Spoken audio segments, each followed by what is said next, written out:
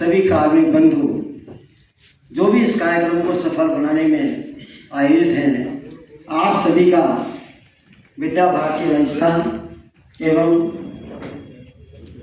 जयपुर प्रांत की तरफ से हार्दिक अभिनंदन, हार्दिक स्वागत करते हुए अपार खुशी हो रही है।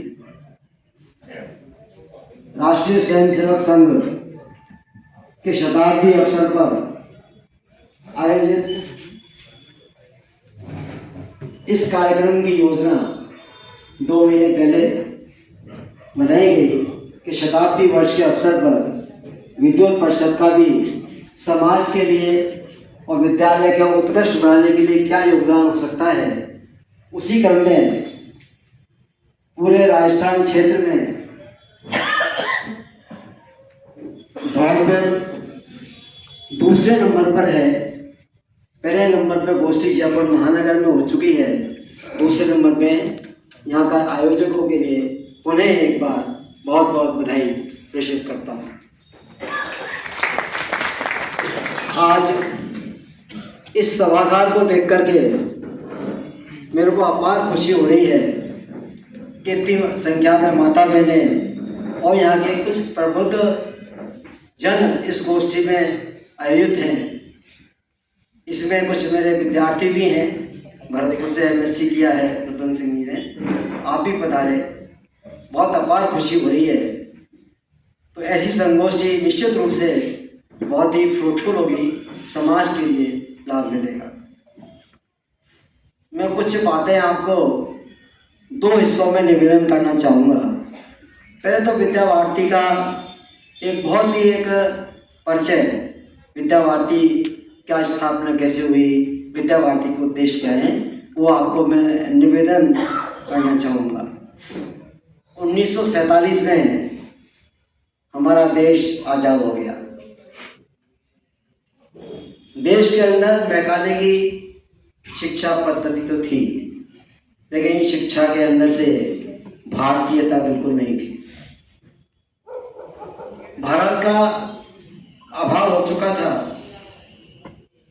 पाश्चात्य संस्कृति का बहुत अधिक प्रभाव था।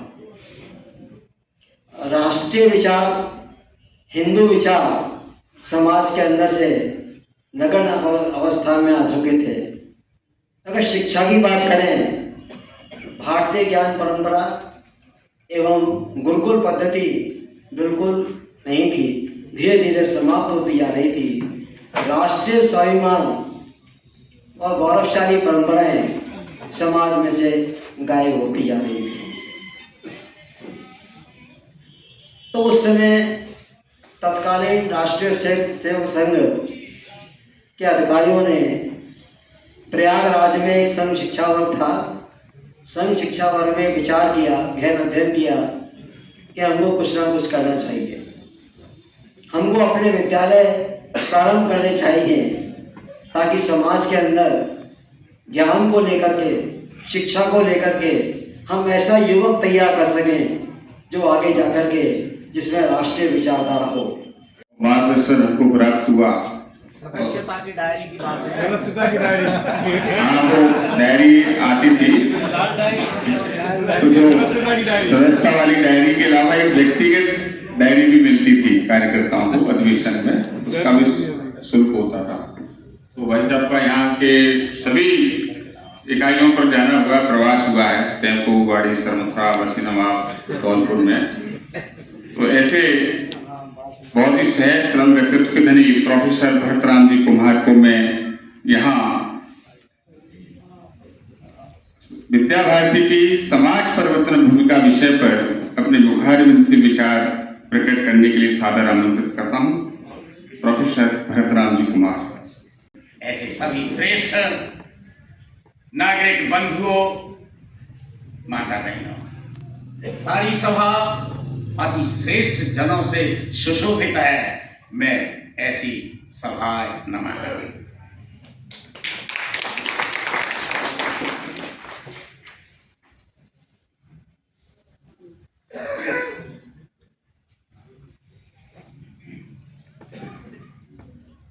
इस शब्द का प्रयोग किया था। पश्चिम की संस्कृति भारत में छोड़ गए हो। मेरा मत है, विनम्र मत है, इस धरा पर हिंदू के अलावा और किसी के पास संस्कृति है ही नहीं, होगी तो कोई बहुत कम। अरे पश्चिम के पास तो विकृतियां ही विकृतियां हैं, और दुर्भाग्य से हमारे देश में छोड़ गए। विद्या भारती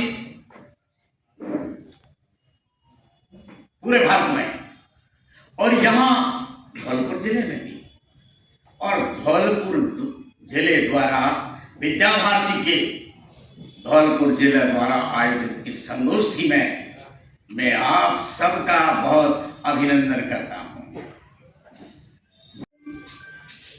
एक देश पर आक्रमण करते उस देश के राजा को, उस देश के प्रमुख लोगों को बदलते और पूरा का पूरा देश 5 साल 10 साल के अंदर उनके अधीन हो जाता।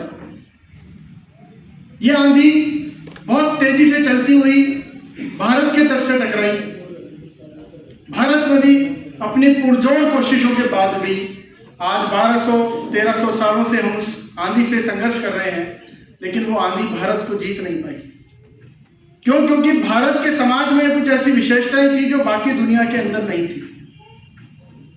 भारत के लिए जब किसी ने कहा तो लिखा, एक तद्देश प्रकृतस्य सकाशादग्र जन्मना स्व स्व चरित्रम शिक्षेरन पृथिव्या सर्वमानवा।